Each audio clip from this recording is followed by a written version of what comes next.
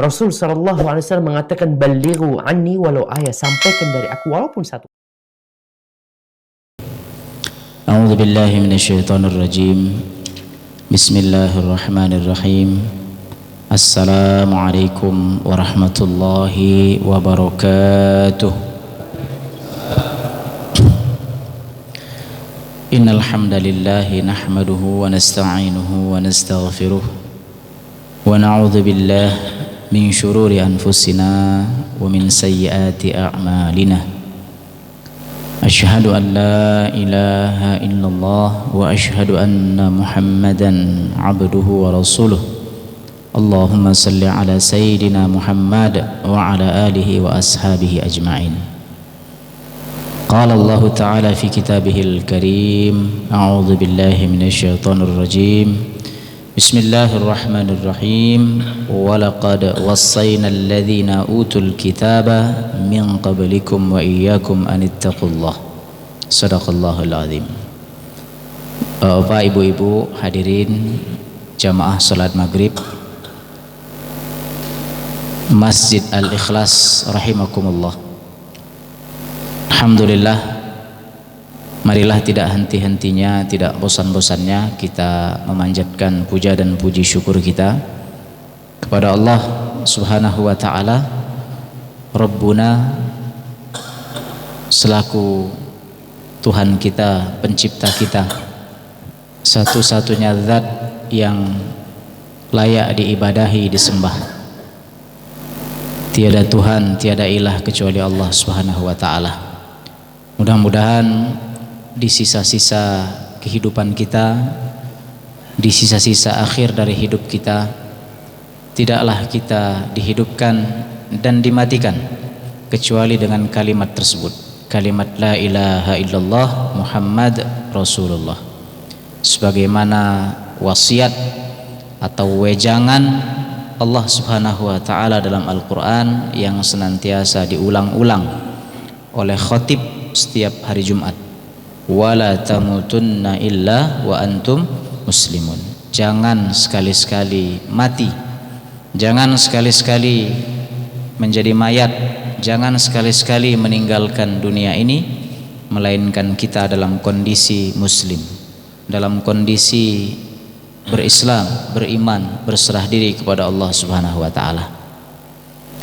Cara terbaik Bapak Ibu sekalian agar kita senantiasa berada di atas iman dan berada di atas Islam adalah senantiasa kita mengisi hidup dan kehidupan kita dengan hal-hal yang disukai oleh Allah Subhanahu wa ta'ala dan dicintai oleh Rasulullah sallallahu alaihi wasallam. Ada seorang tabi'in yang bernama Hasan Al-Basri. Beliau pernah ditanya oleh salah seorang muridnya. Kata muridnya itu, "Wahai syekh, wahai guru, amalan apa, perbuatan apa yang dapat membimbing kita agar kita senantiasa berada di atas Islam dan berada di atas iman?" Karena kita ini Bapak Ibu tidak pernah tahu akhir atau ujung dari kehidupan kita ini, di mana akan berakhir, hari apa, tanggal berapa, jam berapa, di mana. Tidak ada yang dapat memastikan. Nah, karena hal-hal tersebut dirahasiakan oleh Allah Subhanahu wa ta'ala, maka kita harus senantiasa isti'dad, mempersiapkan diri agar kiranya saat memang sudah waktu kita dipanggil oleh Allah dalam kondisi terbaik, dalam kondisi Islam dan dalam kondisi iman. Maka dijawab Bapak Ibu sekalian oleh Hasan Al-Basri. Kata beliau, cara terbaik, cara yang paling efektif untuk berada di atas iman dan Islam itu adalah senantiasa basahi lisan kita dengan bidzikrillah, dengan senantiasa menyebut nama Allah Subhanahu wa ta'ala. Makanya Rasulullah SAW itu mengatakan jaddidu imanakum, senantiasa perbaharuilah iman kalian itu dengan sering-sering mengucapkan la ilaha illallah Muhammad Rasulullah. Jadi sehari itu tidak boleh Pak kita melewatkan dua kalimat keramat tersebut, karena dua kalimat inilah yang akan menjadi saksi kita di hadapan Allah Subhanahu wa ta'ala. Mudah-mudahan kita hidup di atasnya dan diwafatkan di atasnya, amin ya rabbal alamin. Bapak Ibu sekalian, salawat dan salam tentunya kepada sosok yang mulia, yang agung, Nabi Muhammad sallallahu alaihi wasallam. Mudah-mudahan hati kita senantiasa dihubungkan dengan beliau. Mudah-mudahan hati kita senantiasa merindukan beliau, dan mudah-mudahan kita senantiasa diberikan kekuatan oleh Allah untuk memantaskan diri menjadi umat Rasulullah sallallahu alaihi wasallam, dan kelak nanti di yaumil qiyamah Rasulullah mengenali kita,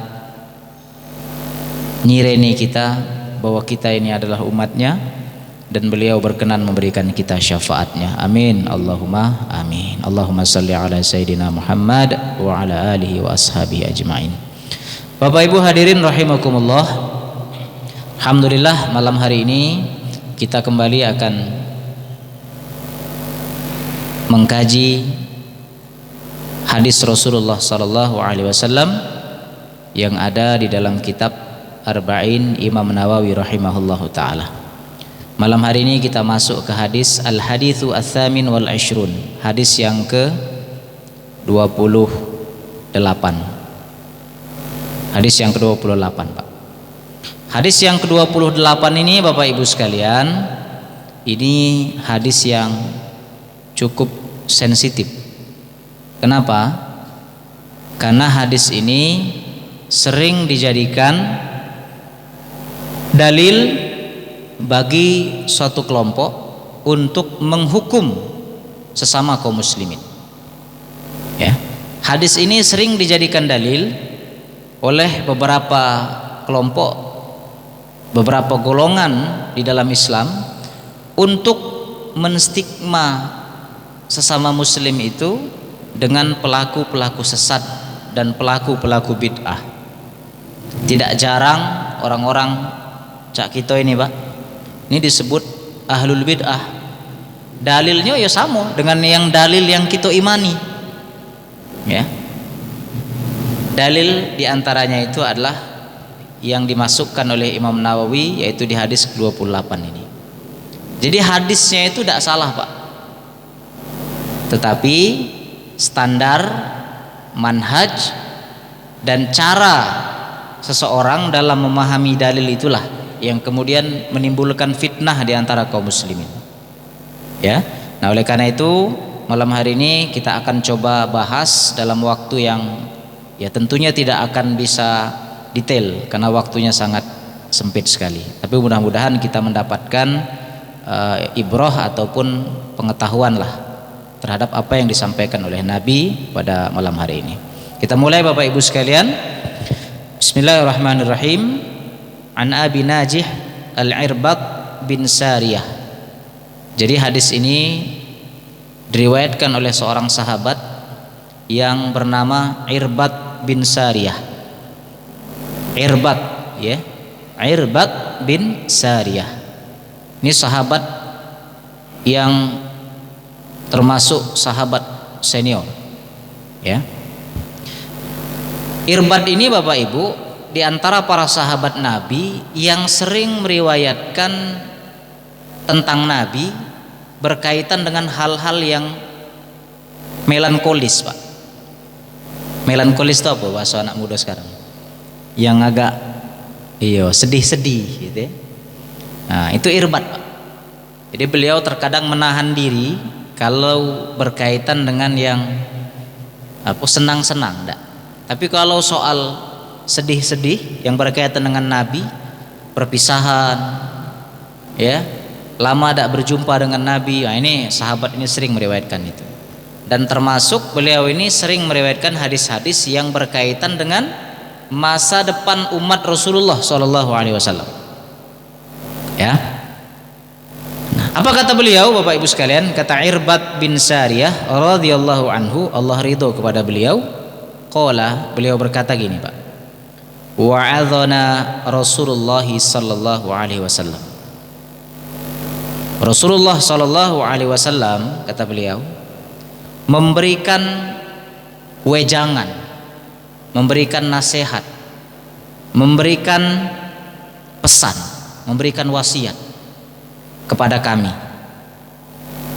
Kepada kami di situ tuh maksudnya para sahabat, karena pada saat itu Rasulullah sedang bersama para sahabat. Jadi suatu ketika, kata beliau, Rasulullah ini memberikan wejangan kepada para sahabat.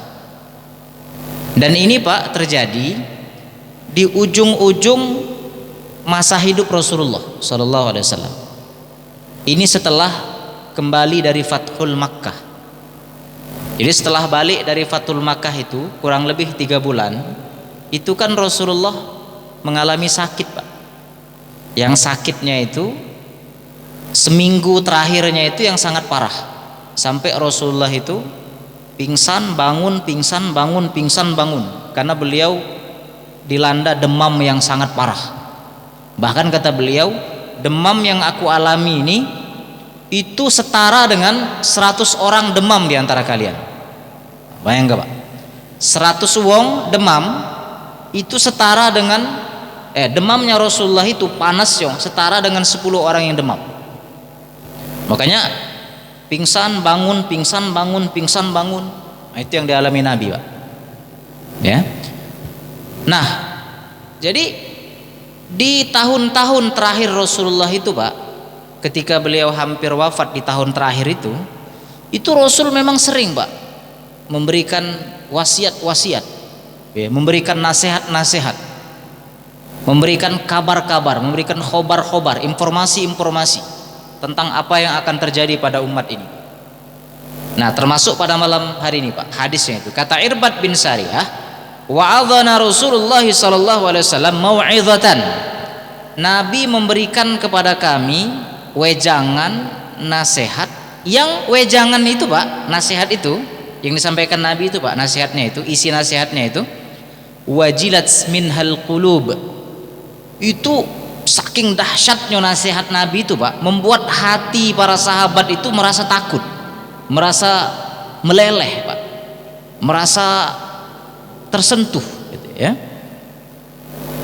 Jadi wajilat itu ya sama seperti ayat Al-Qur'an, ya, ketika alladzina idza dzukirallah wajilat qulubuhum. Ciri orang beriman tuh kalau dibacakan ayat Allah hatinya gemetar, hatinya takut. Nah, kata Irbad bin Sariyah, nasihat yang disampaikan Nabi itu saking dahsyatnya, saking pentingnya, saking luar biasanya nasihat itu, Pak, hati mereka tuh merasa bergetar, Pak. Bayang gak, Pak? Ya. Kemudian wadharafat minhal uyun, membuat mata mereka itu mengeluarkan air mata, Pak. Meleleh air mata itu, Pak.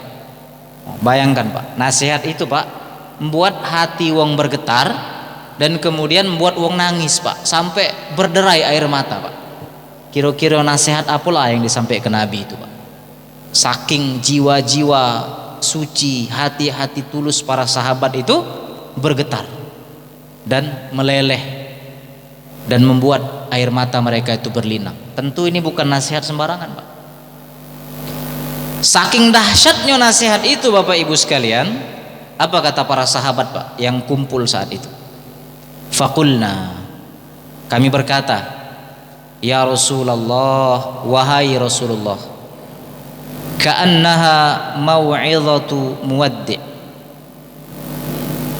Ini yang kau sampaikan ini, yang membuat air mata tumpah, yang membuat hati gemeter ini, nasihat yang kau sampaikan ini Rasulullah, seakan-akan ini nih nasihat terakhir yang akan kau berikan. Pak, kalau kita nak berpisah sama wong, ndak bakal ketemu lagi, tuh biasanya kita kasih nasihat yang pamungkas, Pak. Maka para sahabat saat itu merasa, ini caknya ya Rasulullah, ini nasihat perpisahan yang kau sampaikan ini. sedih nian, cak penting nian, sampai kami itu menangis, hati kami gemetar. Ya, jadi para sahabat saat itu Pak lah merasa Pak dengan tanda-tanda akan wafatnya Rasulullah Sallallahu Alaihi Wasallam. Walaupun Nabi tidak ngasih kabar bahwa beliau akan wafat tanggal berapa, hari apa, tapi tanda-tandanya itu sudah kelihatan Pak. Dan kita semua tahulah kalau ada di antara keluarga kita yang meninggal, biasanya kelihatan Pak gerak-geriknya itu. Ya. Nah, Rasulullah ini Pak, sebagaimana yang diceritakan oleh Syihabuddin Az-Zuhri dalam yang dikutip oleh siapa saya lupa, beliau mengatakan gini Pak, ada 3 hal yang senantiasa diulang-ulang oleh Nabi menjelang akhir hayat beliau. Pertama Pak, yang senantiasa diulang-ulang oleh Nabi itu Pak menjelang akhir hayat itu, yang pertama adalah tentang sholat. Jadi ketika beliau demam tinggi itu Pak, beliau pingsan, terbangun. Pas terbangun itu Pak, yang terucap dari mulut Nabi itu apa Pak? Hal hadaratis shalah, apakah waktu sholat ini sudah masuk? Itu Pak yang selalu diingat oleh Nabi Pak. Dah pingsan lagi Nabi Pak. Pas bangun yang terucap apa? Hal hadaratis shalah, apakah waktu sholat itu sudah masuk? Nah, kita kalau terbangun yang kita ingat apa kira-kira? Ini menunjukkan apa Pak? Menunjukkan bahwa bagi Nabi sholat itu penting, apalagi bagi umatnya. Jadi poinnya itu Nabi itu nak ngasih tahu sholat adalah perkara penting. Yang kedua Pak, yang identik dilakukan oleh Nabi menjelang akhir hayatnya itu, beliau ingin mendengar ucapan dari para sahabatnya atau persaksian dari para sahabatnya. Ada tak di antara mereka itu yang pernah dizolimi oleh Rasulullah Sallallahu Alaihi Wasallam? Jadi kalau kita nak meninggal, kita tuh harus introspeksi. Kira-kira kita ini pernah zolim tak sama orang? Ya, Nabi sendiri Pak, saking beliau itu sudah merasa ajal beliau itu sudah dekat, maka beliau ingin minta kisos kalau seandainya ada di antara umatnya itu yang pernah dizolimi oleh beliau. Ingat kisahnya itu Pak, masyhur itu ya, yang dipanggil itu. Yang ketiga Bapak Ibu sekalian, yang selalu diingatkan oleh Nabi itu menjelang akhir wafatnya itu adalah tentang Ardus Syam, tentang bumi Syam, Palestina. Ya, ini menunjukkan bahwa perkara itu penting, perkara Palestina. Nah yang keempat hadis ini Pak, yaitu tentang bahaya dan peringatan dari Nabi tentang perpecahan yang akan dialami umat ini. Nah, itu Pak ya. Nah, jadi Rasulullah SAW itu menyampaikan nasihat yang sangat dahsyat sampai-sampai para sahabat mengira ini adalah nasihat perpisahan. Lalu kemudian Pak, para sahabat ngomong cak ini, fa'ausina ya Rasulullah, kalau memang ini adalah ucapanmu yang terakhir, nasihatmu yang terakhir, maka tolong kasih kami wasiat yang terakhir. Apa pesanmu yang terakhir selain yang itu? Nah ini Pak pesan Nabi Pak. Qala, kemudian Nabi berkata Pak, ini nasihat Nabi untuk kita kalau Pak ya, ini nasihat pamungkas Nabi. Apa kata Rasulullah? Usikum bitaqwallah azza wa jalla. Yang pertama, aku wasiatkan kepada kalian dengan takwa kepada Allah. Jadi nasihat Nabi yang pertama itu takwa. Takwa Pak ya, takwa ini perkara yang paling penting, karena ini adalah sebaik-baik bekal, sebaik-baik modal, sebaik-baik bawaan kita di hadapan Allah Subhanahu wa taala. Bahkan Allah mengatakan fatazawwadu fa inna khairaz zadi taqwa. Berbekal-bekallah kamu. Tapi ingat, sebaik-baik bekal yang akan dibawa itu adalah takwa. Takwa ini Pak, dominannya itu adalah hubungan personal kita dengan Allah. Hubungan kita secara vertikal dengan Allah. Ya. Makanya para ulama mengartikan takwa itu dengan al-khaufu minal jalil. Takwa itu adalah takut dengan Allah. Jadi ciri orang yang bertakwa itu ada rasa takut dengan Allah. Nah, takut dengan Allah tuh beda dengan takut kepada selain Allah. Ini yang sering saya ulang-ulang. Kalau takut dengan selain Allah, lari kita Pak. Tinggal jauhi, jangan didekati. Itu takut dengan makhluk Allah. Tapi kalau takut dengan Allah, jangan jauh. Tapi berhati-hati, jangan sampai perbuatan kita itu mendatangkan murka Allah. Takut dengan Allah itu berarti semakin muraqabah. Apa muraqabah? Merasa diawasi oleh Allah. Jadi walaupun kita dewean, sendirian, dak katik rewang, di kamar dewean, di rumah dewean, wong bertakwa itu selalu merasa dia tuh diawasi oleh Allah. Itu takwa Pak. Sehingga dia hati-hati. Nah, tapi masalahnya kan banyak wong maksiat tuh karena merasa aman. Padahal orang yang bertakwa itu tidak pernah merasa aman dari pengawasan Allah Subhanahu wa taala. Jadi kalau suatu waktu, suatu keadaan hilang kesadaran Pak dalam diri kita bahwa kita ini dilihat dan diawasi oleh Allah, hati-hati.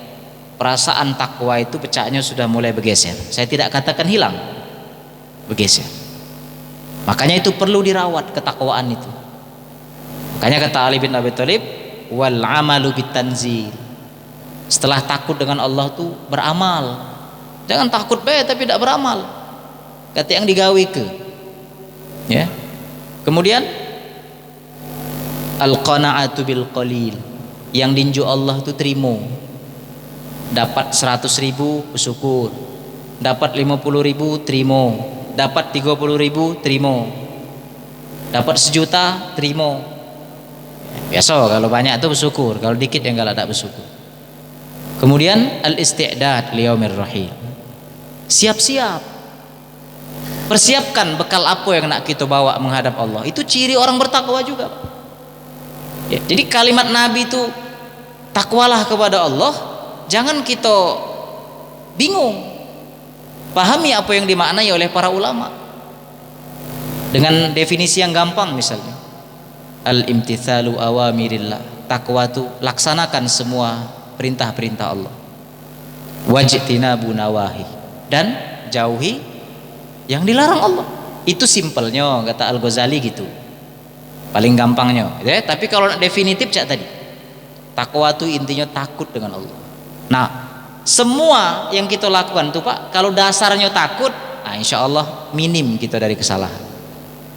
Ya, ini yang pertama Bapak Ibu sekalian. Nasihat Nabi itu adalah takwalah kamu kepada Allah Subhanahu wa taala. Ini yang pertama. Yang kedua, Bapak Ibu, nasihat Nabi itu Pak kepada kita was-sam'i wat-ta'ati. Dengar dan taatlah kamu. Wa in ta'ammara 'alaikum 'abdun. Walaupun pemimpin kamu itu seorang hamba, seorang budak. Ini Bapak Ibu sekalian, maksudnya itu adalah salah satu kewajiban kita agar aman, damai, sentosa dalam urusan kehidupan kita dalam bermasyarakat.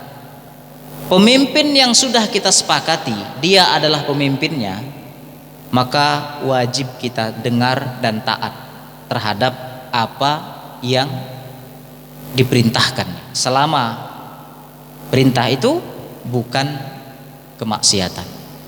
La ta'ata fi ma'siyatillah. Tidak ada taat dalam maksiat.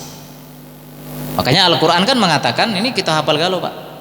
Atiullaha wa atiur rasul. Taatlah kepada Allah dan taatlah kepada Rasul. Setelah itu wa ulil amri minkum, dan pemimpin-pemimpin di antara kalian yang sudah kalian tunjuk.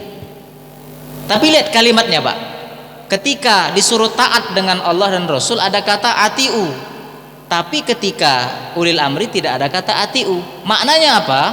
Taat kepada pemimpin itu dasarnya taat kepada Allah dan Rasulnya. Artinya tidak boleh taat kepada pemimpin kalau pemimpin itu mengajak kepada kemaksiatan, ya. Tidak boleh taat kepada pemimpin kalau pemimpin itu mengajak kepada kemungkaran. Nah, ini detailnya sangat panjang Bapak Ibu. Intinya adalah Nabi SAW ingin mengajarkan kepada kita, ingin menyampaikan kepada kita, suatu saat kamu itu, kata Rasulullah, akan dihadapkan kepada fitnah kekuasaan. Suatu saat siapapun di antara kalian yang dipimpin oleh seseorang yang kalian pilih dia, wajib kalian taat kepadanya. Selama ketaatan itu bukan dalam maksiat kepada Allah Subhanahu wa taala. Bukan maksiat kepada Rasulullah sallallahu alaihi, walaupun yang memerintah kalian itu, pemimpin kalian itu adalah seorang budak. Wong yang mungkin dari latar belakang yang rendah. Tapi Nabi nyuruh wasam'i wat ta'ah, dengar dan taat. Ya, dengar dan taat. Walaupun boleh jadi kita tidak suka dengan pemimpin itu, tapi kalau dia memang sudah terpilih, maka kita wajib dengar dan taat. Kenapa? Karena kemaslahatan umum yang harus kita lihat Bapak Ibu sekalian. Ya, makanya Ahlus Sunnah mengatakan haram memberontak kepada penguasa yang sah. Tidak boleh. Karena mudaratnya lebih besar daripada manfaatnya. Itu yang kedua Bapak Ibu sekalian. Nah, ini yang ketiga Bapak Ibu. Nasihat Nabi yang berikutnya. Apa kata Nabi Bapak Ibu?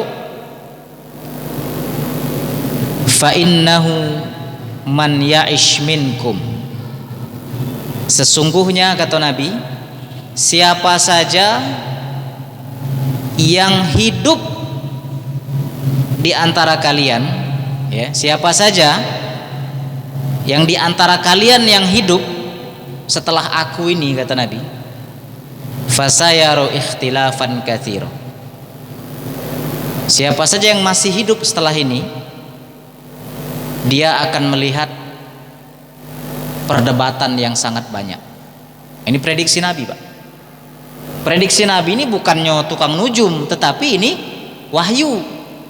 Nabi lang ingatkan Pak, bahwa kata Nabi, siapa saja yang setelah ini masih hidup di antara kamu, maksudnya para sahabat, pasti kamu akan melihat ikhtilafan katsiran. Ikhtilafan katsiran itu artinya perdebatan yang sangat banyak dalam berbagai macam aspek. Dan ini terbukti Pak. Apa Pak ikhtilaf pertama kali yang terjadi setelah Nabi wafat? Ikhtilaf ini Pak melanda para sahabat dewek. Apa itu? Mereka bingung Pak, para sahabat saat itu. Nabi ini setelah beliau wafat, jenazah beliau ini nak diapoke, dikuburkan apa tidak? Karena tidak katik petunjuk dari Nabi saat itu. Jenazah Nabi ini dikuburkan apa tidak? Akhirnya para sahabat musyawarah, dikuburkan. Timbul perdebatan yang berikutnya. Oke, dikuburkan.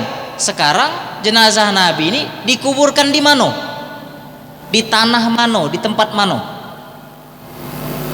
Akhirnya ada yang ngusul, kita kuburkan baik dekat dengan para syuhada Uhud, karena di situ ada pamannya. Ada yang berpandangan bahwa kita kuburkan di dekat kuburan para syuhada Badar. Ada yang ngomong kita kembalikan di mana beliau dilahirkan, yaitu di Mekah. Banyak pendapat Pak saat itu. Lalu kemudian Abu Bakar ngomong, sami'tun nabiyya sallallahu alaihi wasallam, kata beliau, aku dengar nian Nabi bersabda, kata beliau. Kata Abu Bakar nih Pak, tidaklah seorang nabi dikuburkan kecuali tempat di mana terakhir beliau diwafatkan. Jadi di mana Nabi wafat, disitulah beliau dikuburkan. Nah ternyata Pak, di mana Nabi wafat? di kamarnya Aisyah, di pangkuan istri Nabi yaitu Aisyah. Di mana kamar Aisyah itu? Sebelahan dengan mihrab masjid Nabi. Jadi ini mimbar, ini mihrab nih Pak namanya. Ini mihrab nih namanya. Mihrab itu tempat imam. Sebelah mihrab ini ada kamar. Nah, itu rumahnya Rasulullah, kamarnya Aisyah. Jadi Nabi dikuburkan di situ Pak. Diangkatlah Pak ranjang Nabi, ranjang Aisyah itu diangkat, digali, disitulah Rasulullah SAW dikuburkan. Dan itulah yang kemudian kita sebut dengan raudhah, antara mihrab, mimbar dan rumah Nabi SAW, yang disebut dengan raudhah, di antara tamannya surga di dunia ini. Jadi Nabi belum dikubur baik Pak, itu sudah ada khilaf di kalangan para sahabat. Tapi khilafnya aman, terpuji. Tidak ada para sahabat yang ribut.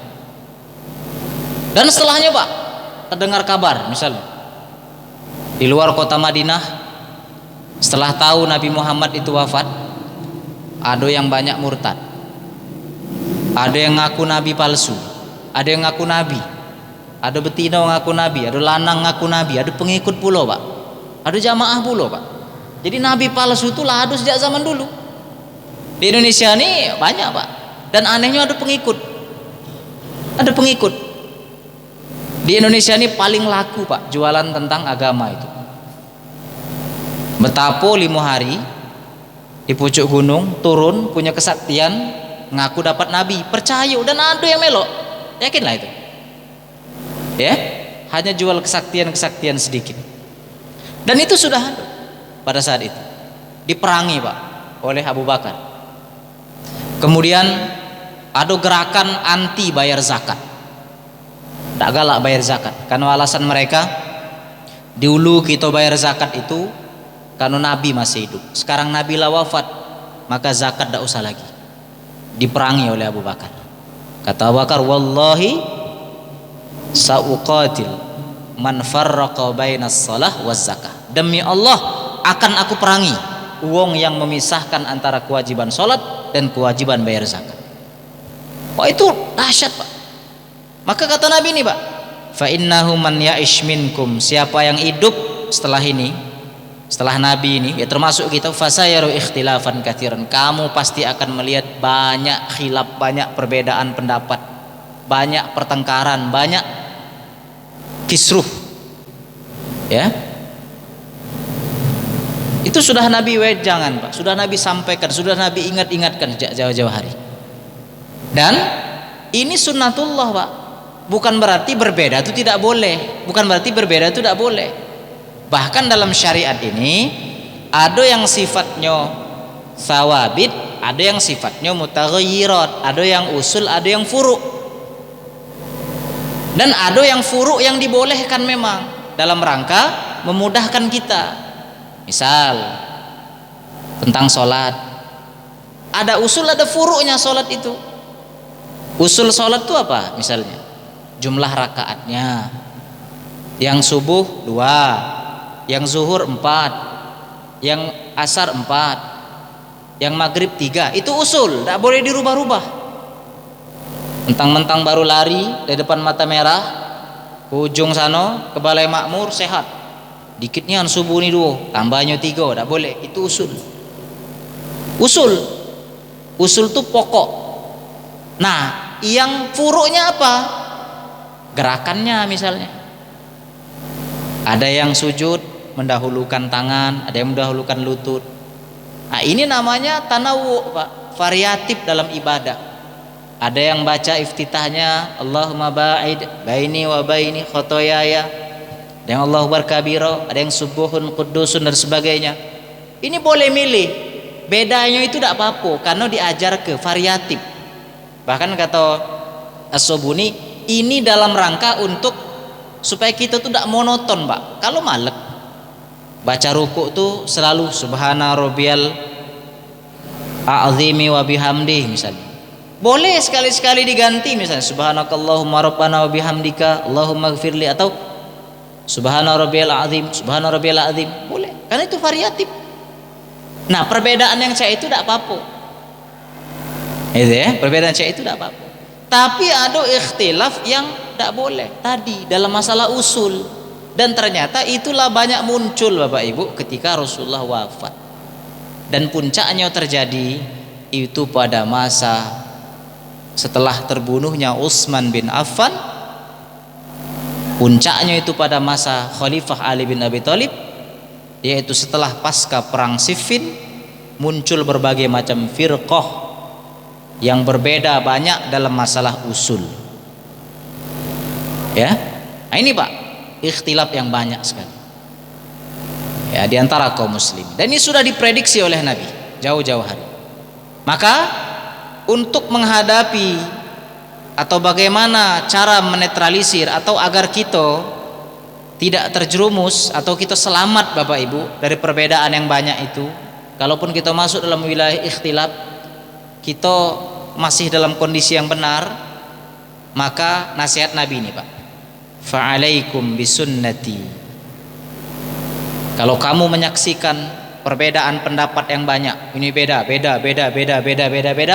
ada 100 perbedaan, maka Nabi mengatakan, pilihlah yang sesuai dengan sunnahku. Ada 100 beda Pak, tidak mungkin yang sesuai sunnah itu cuma sikok Pak, tidak mungkin. Mungkin ada 3, ada 4, ada 5. Nah yang sayangnya ada sikok wong yang klaim dia lah yang paling sunnah itu di antara 100 yang beda itu. Ya, memang kata Nabi, fa'alaikum bisunnati. Kalau kamu lihat perbedaan yang banyak dalam masalah apapun, pilih yang ada sunnahku di situ, yang ada petunjukku. Wa sunnatil khulafa'ir rasyidin al mahdiyyin. Yang kedua, pilih yang sesuai dengan sunnah para khulafa'ir rasyidin al mahdiyyin. Siapa khulafa'ur rasyidin? Ada 5 Pak. Nah ini secara khusus Pak, tapi secara umumnya itu maksudnya para sahabat. Tapi di antara para sahabat itu yang mulia itu yang 5 khulafa'ur rasyidin. Yang pertama itu adalah Abu Bakar, yang kedua adalah Umar, yang ketiga adalah Utsman, yang keempat adalah Ali, yang kelima adalah Hasan. Ini kata para ulama, ada yang mengatakan 4, tapi ada juga yang mengatakan 5, yaitu cucu Nabi Hasan. Siapa mereka? Al-Mahdiyyin, yang mendapatkan petunjuk. Nah ini Pak, jadi ikuti yang di atas sunnah Nabi, kemudian yang di atas sunnah para sahabat, terkhusus para khulafa'ur rasyid. Jadi kalau kita meloi pendapat Abu Bakar, itu juga benar Pak. Kalau kita meloi pendapat Umar, itu juga benar. Kalau kita meloi pendapat Utsman, itu juga benar. Apalagi pendapat seluruhnya, ijma'nya para sahabat, itu lebih benar lagi Bapak Ibu sekalian. Jadi kalau ingin selamat, meloi sunnah Nabi, meloi sunnahnya para sahabat. Nah masalahnya Pak, para sahabat itu tuh banyak Bapak Ibu. Ada yang hidup di Irak setelah Nabi wafat, namanya Abdullah bin Mas'ud.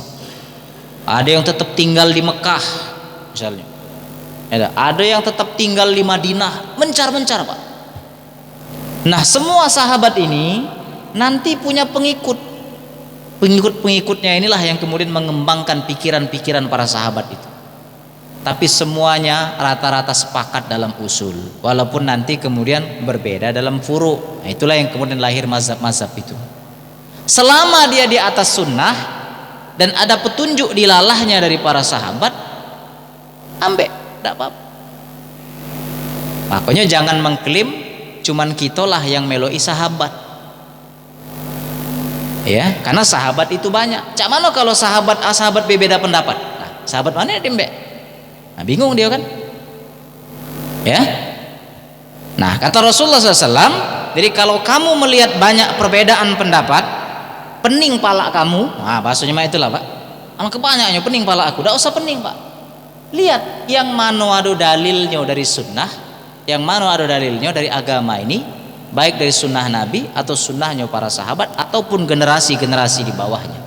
Makanya kata Rasulullah, khairun nasi qarni, sebaik-baik generasi itu yang hidup pada zaman aku. Siapa itu? Para sahabat. Tsummal ladzina yalunahum, yang meloinyo setelah itu siapa? Para tabi'in. Tsummal ladzina yalunahum, kemudian yang mengikutinya tabi'ut tabi'in. Inilah generasi 300 tahun pertama yang disebut generasi salaf. Jadi salaf tuh Pak 300 tahun pertama, bukan yang sekarang kami salaf puji dia, padahal bang zaman ini hari ya dak. 300 tahun pertama setelah wafatnya Rasulullah, mereka lah yang disebut dengan salafus soleh, generasi salaf. Ya, itu yang kita ikuti. Nanti mereka banyak murid. Ya, pandangan-pandangannya berbeda. Selama pandangan-pandangan itu, perbedaan-perbedaan itu berada di atas sunnah Nabi, ada tuluannya lah bahasa gitu nih, ada cantolannya dengan sunnah Nabi, tidak bertentangan dengan sunnah Nabi, peloi. Ya, peloi. Bahkan kata Rasulullah SAW, jam berapa Isya Pak? Habis ya? Oh 21, 6 menit lagi ya. Bahkan kata Rasulullah SAW terhadap berpegang teguh dengan sunnah Rasulullah dan sunnahnya para sahabat, terutama khulafaur rasyidin tadi Pak, wa'addu 'alaiha bin nawajid, gigit dengan gigi geraham. Maksudnya itu pegang teguh Pak, pegang teguh. Jadi kalau ada kelompok yang mencela sahabat Nabi, jauhilah itu. Yang mengkafir-kafirkan sahabat Nabi, yang mencela sahabat Nabi, padahal Nabi nyuruh kita melo idio, tapi dikafir-kafir, udah jauhilah itu. Siapa yang paling tahu tentang Nabi kalau bukan para sahabat? Ya, ada itu Pak, kelompok-kelompok yang mencela Nabi, dan itu sudah ada Pak sejak zaman dulu. Bahkan kata Rasulullah, pegang dengan gigi geraham. Nah yang terakhir, nasihat Nabi Pak untuk kita, wa iyyakum wa muhdatsatil umur, berhati-hatilah kamu dengan perkara-perkara yang baru, perkara-perkara yang baru, yang dulu dak kate sekarang ngado. Perkara baru itu Pak, berarti baru kan, dulu dak kate sekarang ngado. Apa contohnya? Bukan soal dunia. Dulu Nabi berangkat, sahabat berangkat ke masjid naik unta, sekarang kita naik Toyota, misalnya dak? Bukan itu. Yang disebut dengan umur di sini adalah ad-din, dalam perkara-perkara agama, ad-diniyah.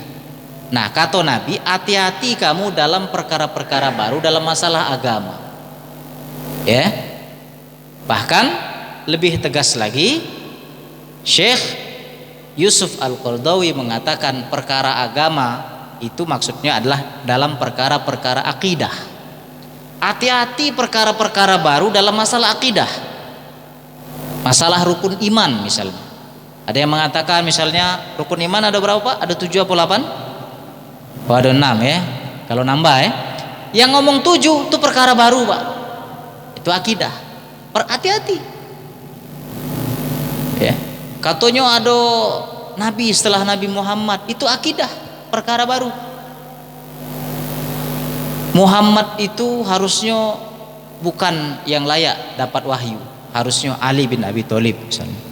Jibril itu salah alamat jadi misalnya. Harusnya Jibril itu datang ke Ali tapi ke Muhammad. Nah itu perkara baru Pak. Jadi ulama-ulama dulu Pak menghukumi perkara-perkara baru dalam hal agama itu dalam masalah akidah, bukan dalam masalah fikih. Belakangan-belakangan baik Pak, soal fikih, soal furu' dianggap baru, bukan itu dulu. Walaupun soal perkara fikih ini pacak kita perdebatkan ya, soal perkara furu'. Kenapa disuruh hati-hati Pak dengan perkara baru itu? Fa inna kulla muhdatsatin, karena setiap perkara-perkara baru yang diadakan itu bid'ah namanya. Maksudnya perkara-perkara baru dalam agama itu, dalam akidah, dalam hal pokok itu adalah bid'ah. Nah, jadi kita nih Pak tidak boleh alergi Pak dan kata-kata bid'ah. Bid'ah itu harus kita jauhi galau. Tidak boleh kita dikit-dikit bid'ah. Bener, tapi masalahnya si kawan nih galak mudah-mudahan bid'ah ke, itu yang buat kita alergi. Ya. Inilah sudah saya jelaskan di hadis ke 5 kalau tidak salah ya. Mudah-mudahan lupa itu ya. Karena agak lama ya. Kenapa wa kullu bid'atin dhalalah? Karena setiap perkara-perkara baru yang bid'ah tadi dalam masalah agama itu adalah dhalalah, semuanya kesesatan. Jadi perkara-perkara baru dalam agama itu jangan kita lebarkan dalam perkara-perkara sarana atau perkara-perkara cara untuk kita beribadah, bukan, tapi dalam perkara pokok-pokok ibadah, terutama adalah masalah keyakinan, masalah akidah seperti rukun iman dan rukun Islam itu. Makanya banyak ulama yang mengkategorikan gini Pak, bid'ah pertama kali itu adalah bid'ah yang dilakukan oleh kaum Syiah dan Khawarij. Jadi ulama dulu mensifati ahlul bid'ah itu bid'ahnya Syiah dan Khawarij. Syiah meyakini Rasulullah itu setelah wafat akan bangkit lagi, akan kembali lagi sebagaimana Nabi Musa yang menghilang 40 hari 40 malam dan akan kembali lagi. Nah, keyakinan orang Syiah itu tuh bid'ah, tak katik-katik ajaran yang cak itu, bahasa kita tuh cak itu. Orang Khawarij mengatakan ya habis ya, oke, itu Pak ya. Nah, ini nasihat Rasulullah Sallallahu Alaihi Wasallam. Mudah-mudahan kita mendapatkan ibrah, manfaat terhadap apa yang sudah dinasihatkan oleh Nabi ini. Wallahu alam bishawab. Rawahu Abu Daud wa Tirmidzi wa qala hadis hasan sahih. Wassalamualaikum warahmatullahi wabarakatuh.